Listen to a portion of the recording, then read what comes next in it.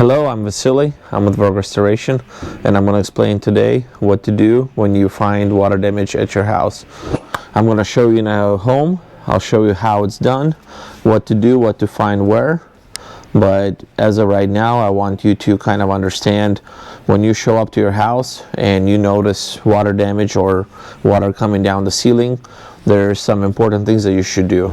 First thing that you should do is you should right away turn off electricity in your house as much as possible, or designate area that has been damaged. Secondary, you should find your water supply shut off and shut off water to the house so you stop the flooding. Third, the most missed item is recording. Making sure that you have record of everything that happened. Grab your phone, everybody has phone in this era, and go through and videotape everything that you see. And after that I would recommend is if you have a vacuum or something, to grab any of the standing water out. That way you stop further damages inside the walls underneath the structure. And at that point, you have done everything you can as a homeowner, and you should consult and find professionals who will take on from there on. My recommendation is to call a restoration company because they're certified. They know exactly what to do, how the insurance wants things done, and they'll walk you through the process. Again, like I said, I'll show you on this house that we're working on currently what to do, where to find what. And just so you understand, after you have consulted and hired a professional, then you can sit down and peacefully call your insurance, make a claim, and do all the paperwork that you need. So if you want to follow me, I'll show you inside this house. In this specific scenario, we have a primer P-trap, there you go, that has failed. And as you see, when our team shows up, they put down the flooring, they cover it up, and we always start at the source. So we'll take you upstairs, show you how everything looks. It's very important to protect all the other aspects of a house, because insurance will not pay you to clean up or replace things that are not damaged by the water. So it is very important to hire somebody who knows what they're doing. Again, first thing they do is they seal off the work area. We have this zipper that we can zip in and out.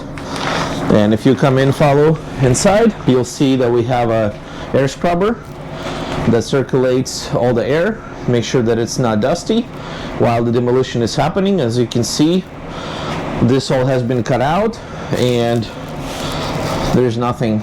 It's very clean. You can see everything is packaged here. Here's a primer that failed, and this item here flooded all this area.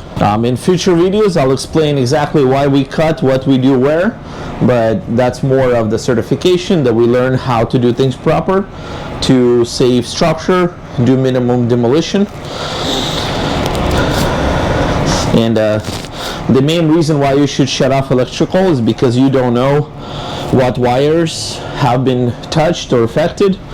We got a bunch of systems, and this is, in this scenario specific, this is the P-trap that has constant water, and for the water not to dry out, you have a primer that is attached, so that way you don't have any fumes inside the structure. And again, to do the first thing, to shut off electrical power,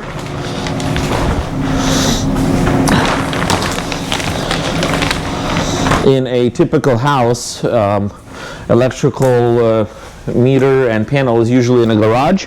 So I'm going to show you on this example.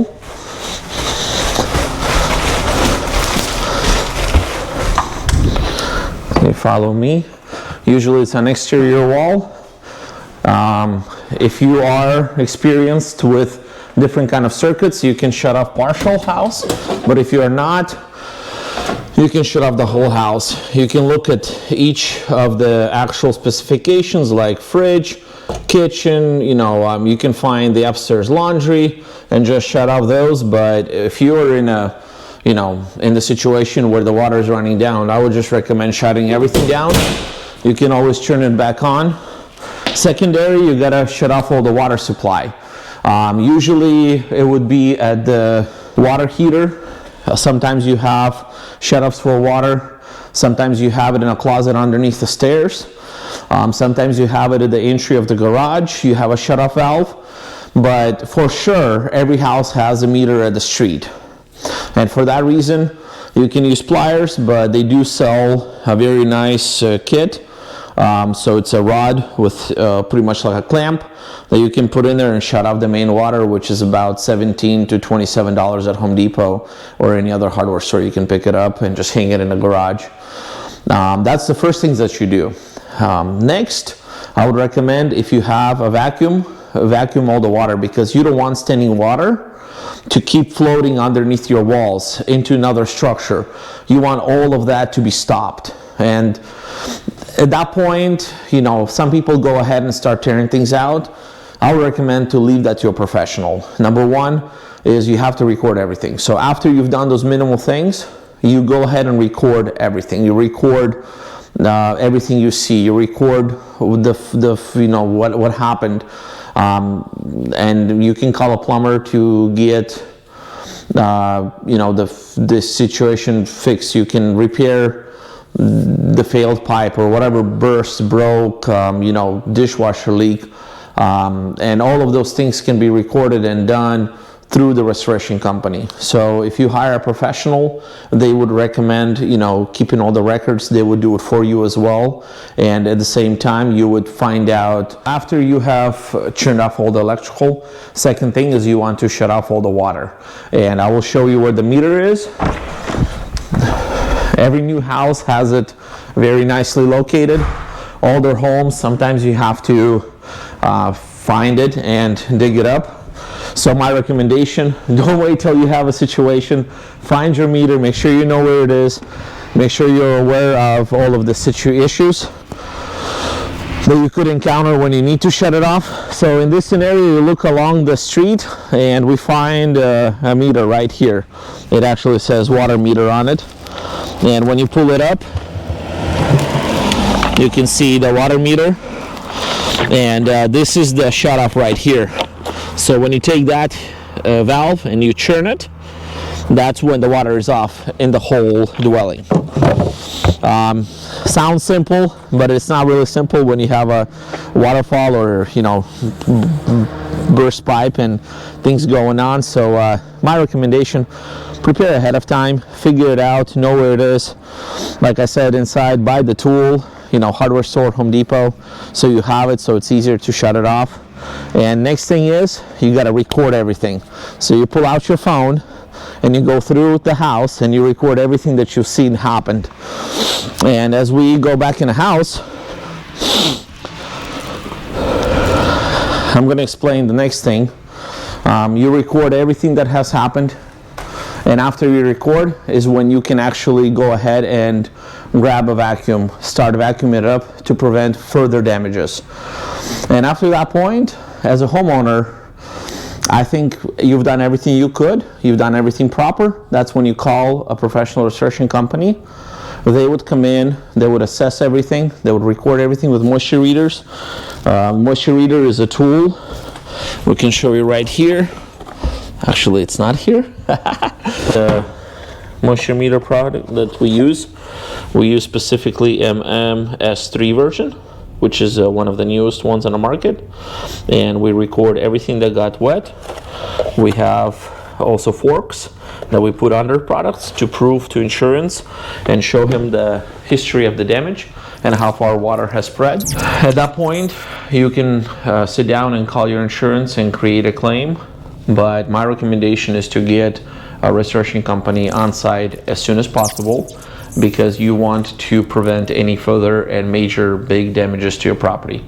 Also, by the time you get a rental or figure out if you need to move out of a house, if insurance is going to pay for that or not, you would like to get your power, your power back on, your water back on, and restoration company will help to either do the quick repair or bring a plumber in and get that repaired, verify that all the electrical circuits can operate at the moment, and turn your house back into a normal function, or as close as possible to normal function in the disaster.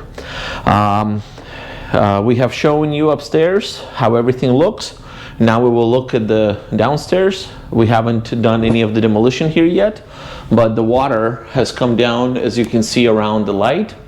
Water has came down and bubbled here in a wall, and you can see records right here of water coming down the door.